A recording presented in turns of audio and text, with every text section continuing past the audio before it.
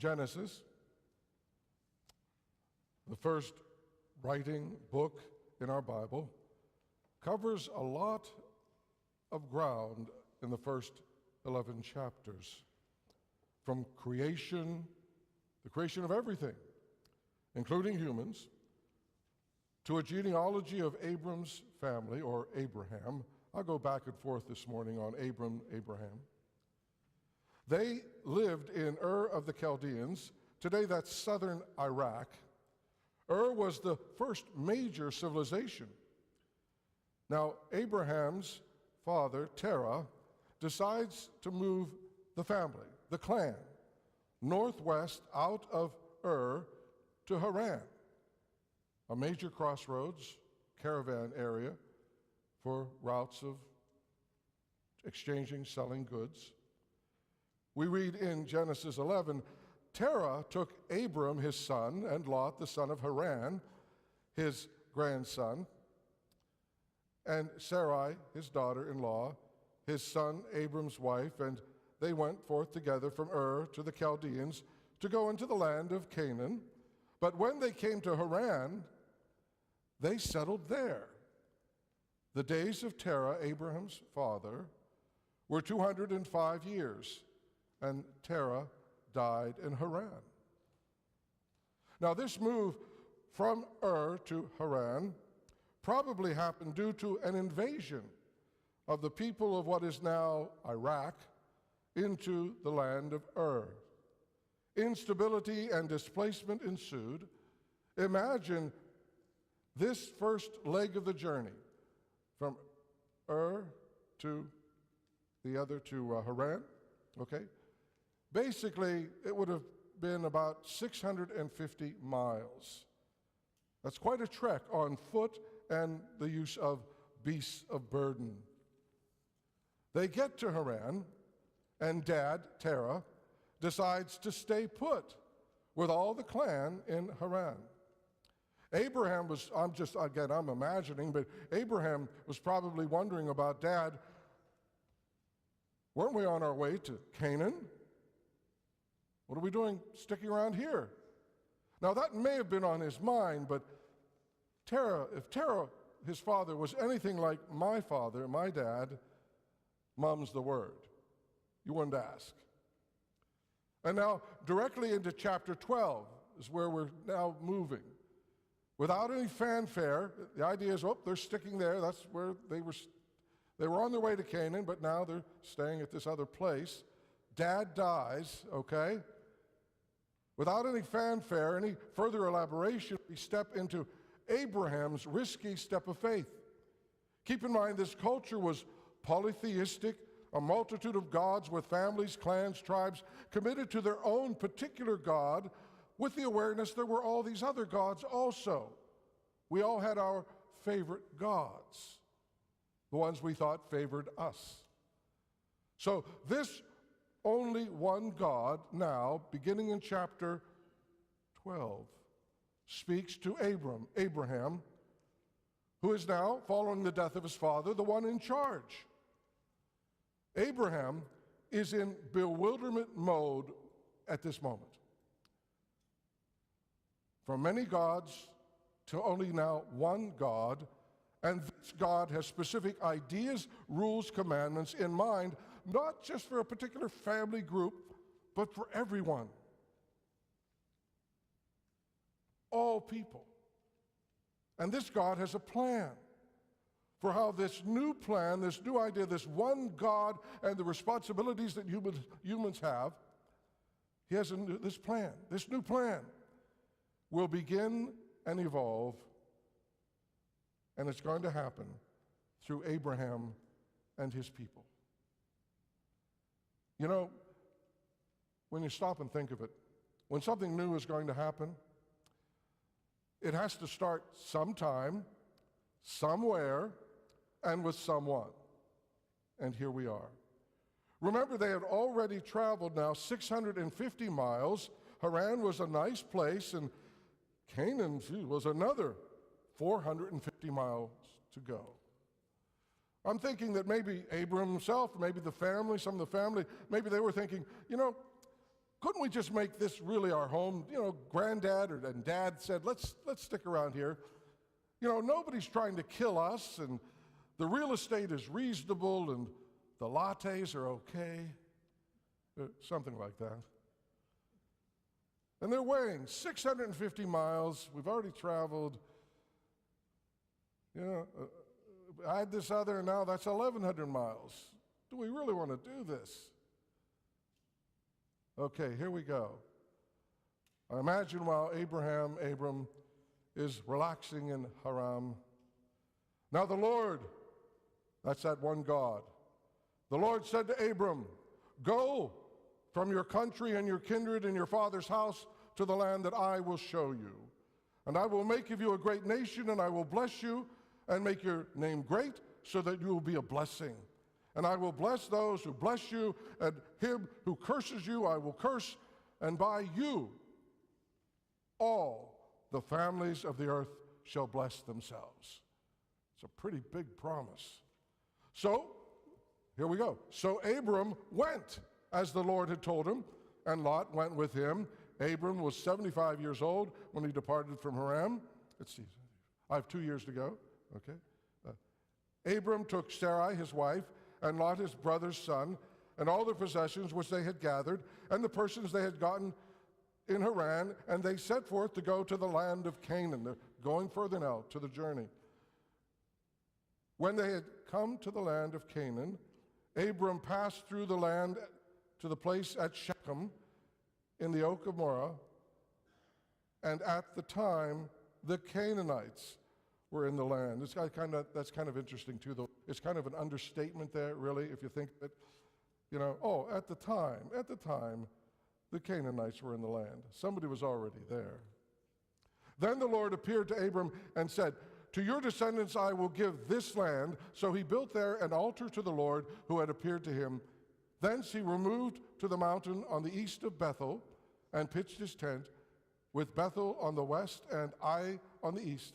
And there he built an altar to the Lord and called on the name of the Lord. And Abram journeyed on. He's still moving, okay? He's in that area, but he's still moving, still going toward the Negeb. Now again, here's the geography, okay? They've been up really kind of further north. Well, over there at they were over here, then they go north and go a bit to the west. They're up there in the one place, and now they start to move over here into Canaan, where these other people are. They keep going south, though, down to the Negeb. More mileage, okay? And then, truthfully, I'm stopping with this morning, but, you know, all this happens, and right away, they keep moving south for another reason, but that's another story. All of this is risky behavior. You know, I know this story. I know it quite well, okay? Risky behavior.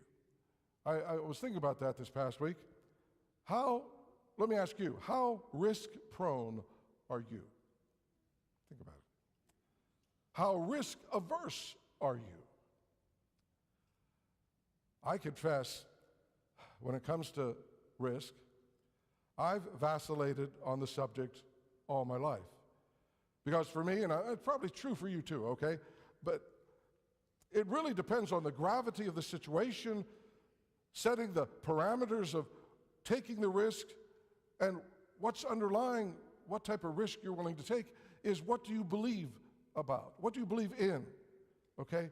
What's your faith? What's your worldview? What are the ethics that you carry in terms of how much risk you will take? It's complicated. Now, of course, there are low-level risks and high-level risks, some enormously high. Well, here, a grandfather tells his grandchildren, oh, you know, back in my day, we took real risks. Well, the children, they're leaning in to hear, okay? Like what, Grandpa? Oh, Grandpa takes a deep breath and says, I once used my phone at 1% without a charger nearby. And the children gasped in unbelief and horror. I saw a few of you. Okay. He had a phone. Okay. Let's consider some more higher risks. The founding fathers risked their lives by signing a document called the Declaration of Independence. If the revolution had failed, you know what would have happened. They would have been hanged as traitors. In the mid-19th century, Harriet Tubman of the Underground Railroad and others risked their lives leading enslaved people to freedom. Tubman returned to the South 19 times, evading capture while saving hundreds and hundreds. You know, execution would have been the result if she and those others would have been apprehended. Under the leadership of General Eisenhower, the Allied forces launched a massive and risky attack in 1944 on Nazi-occupied France. Thousands died in that attack, but the invasion turned the tide in World War II. Defeat would have been even more death with it. Destruction of a peoples throughout the world, and perhaps even the Western civilization. Risky behavior. Throughout history, there have been those people, the ones that take these huge risks, and all of us do this too. We take risks to varying degrees. Many of them decided that his or her course of action was worth the risks involved, and they went and they did it. Their faith in such a cause outweighed the fears, the negatives. And for many such risk takers, many of them, their resolve was guided and bolstered by a strong, strong faith in the God of the Bible, the Judeo-Christian tradition, and its teachings. And my friends, it started, you know where I'm going with this, it started with a man who by a risky decision stepped out in faith, believing in a new conception of the deity and the human responsibility that we have because of this God, and that we are also responsible to each other, created in God's image. Looking back, a revolution in this movement in Genesis chapter 12, a revolution was germinating in the hearts and minds of these ancient people as they were trying to find, as they were moving around the world, their own area there, as they were trying to find their own place in the sun and a way to interpret and live their lives. And the Lord said to Abram, "Go." Now the Hebrew is lek icha. I don't know if I said that right, but go forth. It's the beginning there in chapter 12, okay? Go forth. Now the Lord said to Abram, "Go, leave everything behind, start new. Your move, obedience will benefit you, yours, and all peoples." All peoples. He's not like saying just a few things, all peoples. Now, so how did he respond, Abraham? Did you notice? Did you pick it up how he responded? God says, "Go forth." Did he question God? Did he laugh at the proposition akin to something like, remember later in the story, his wife overhears something and his wife giggles, she laughs? Did he laugh at this proposition? Did he say, God, okay, I'll just keep my own particular God, and actually, I'd really like to get back to my roots at Ur. Better coffee over there. Thank God, that was not it. His response was nothing close to these. Instead, God said, "Go forth," and he's on his way. Without equivocation, his faith, it's interesting, his faith is firm, his vision is unshakable. Abraham responds, and here, I read it to you already. Go forth.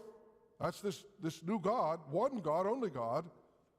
Abraham, we read, so Abraham went. That risky faith taken over the centuries and millennia has changed the world that we live in. and its impact continues to call to responsibility, a certain ethos for humanity, a social responsibility, both individual and cultural. Yes, we